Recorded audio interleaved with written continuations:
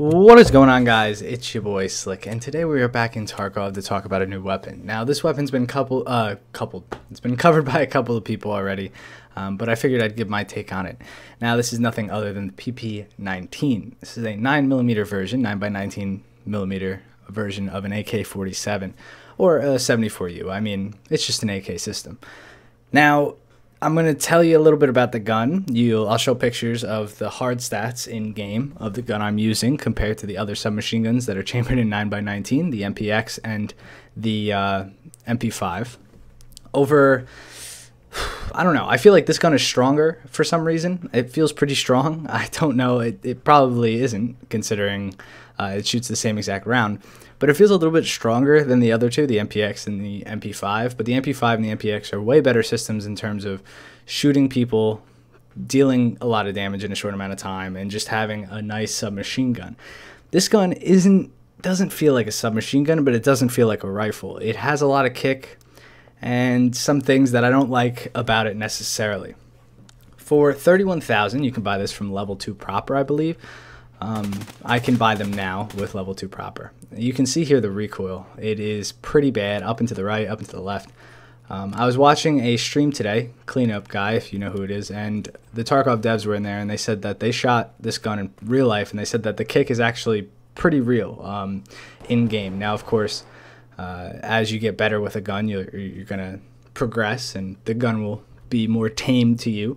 So if you're an AK operator, when the game comes out, if you're somebody who likes using Russian weapons,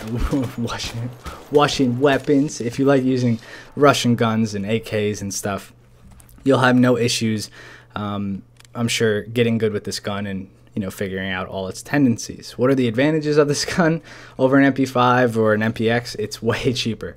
I mean, it's still pretty expensive in my opinion. I think it's more expensive than an AK-74U, but I mean, I don't have a problem with the $31,000 price point. I mean, you can pretty much get that for pretty equal with a shotgun. And for how much damage you can do with this thing, I think it's pretty good. With a helmet and some armor, some PACA, or even Fort, if you're that daring and you bring it into factory with maybe another guy or just by yourself, you can pretty much do a ton of damage. I had a lot of time to get out. This is one game that I had a ton of time to get out, but I decided to just continue to farm so you guys could see a lot of action with this gun. So, 9x19, like I said, the best round to use for this thing, I have no idea. I couldn't tell you. I'm sure you could go on the forums and look up what kind of rounds are the best for this thing. I ended up using PST ammo, I think. And this is also an interesting part of the video. You see me having a long-range gunfight. Gun is ass for long-range gunfights. I mean, absolutely terrible. I didn't have the best aim, but still, it cannot hit range. You know, I mean, how far away is that guy? Not that far. And I was having trouble hitting him from here. And there's not many attachments for this gun either right now, and I'm sure they're going to change that. But as it stands, there's just a dust cover with a rail, so you can put a sight on it, and you can put a silencer on it. There's no like extended mags or grips or anything like that. And of course, when you start putting grips on guns and different types of stocks, it starts to get better and better. Hopefully in the future, I'd like to see an MOE adapter with an M4 stock and a Colt buffer tube on this thing with, you know, a foregrip, like an angled foregrip or something. And I think that this thing will perform a lot better than it does right now in the future when that does happen. But, you know, what are you going to do? It's a new gun, and that's just how it performs. I think it's best for factory. I wouldn't take it anywhere else. I'd take it on customs, and I ended up getting into some close range fights on customs with it, surprisingly enough. But I did rock Fort and a helmet, and I was in a 3-man squad, so I kind of had my back covered, and I was just, you know, rushing up ahead, and I killed some scavs up close. But other than the scavs up close that I killed, you know, it's not really the best customs gun. It's really not suited for any map other than factory right now, and I would keep it as such. But if you need a gun and you want 9mm ammo, you like a 9mm chambered gun, I would say for $31,000 you can't really go wrong. You can see here the recoil isn't as unbearable as people make it out to seem. It's not accurate by any means, and you can't really spray like you can with an MP5, but at the same time, the gun kicks enough to where you get a lot of headshots, surprisingly enough.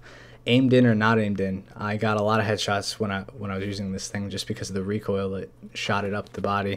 So if you aim center mass, you might get lucky with a headshot.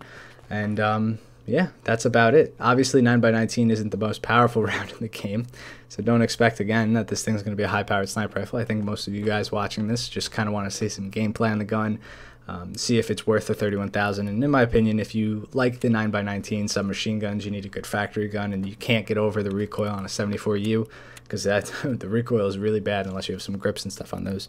I would say definitely go for it. Try it out. I think for 31,000, I mean, we're still talking very low tier. DVL costs, what, 225,000? So in terms of cheap guns, this is on the cheaper side. Now, it is expensive for what it is, in my opinion. I think they could probably drop it down to like 25,000, up to 29,000. I wouldn't really complain too much, but as it stands, I'm not going to get too moody about it. I like the fact that it came with a silencer, and I hope that when they add more guns, that they add at least a silencer and a sight mounting, like they did with this gun. Because if this thing didn't have a silencer or a sight mounting, I would not use it. So yeah. Oh, excuse me. Burp coming up. I hope you guys enjoyed this video. Let me know what you think about the PP-19 if you got a chance to play with it. And yeah, I think that's been it. I'll see you guys in the next one. Thanks for watching. Let me know what you want to see next, what kind of rigs and stuff. I did do a video, or I recorded a video, of me using all the new parts in the M4, so if you guys want to see that, let me know. I had an 8x, I think it was an 8x, a 40-degree sight, the same type of sight I had on this gun, and then the long rail with the new grips and stuff. And man, that M4 system is a beautiful gun to use in this game.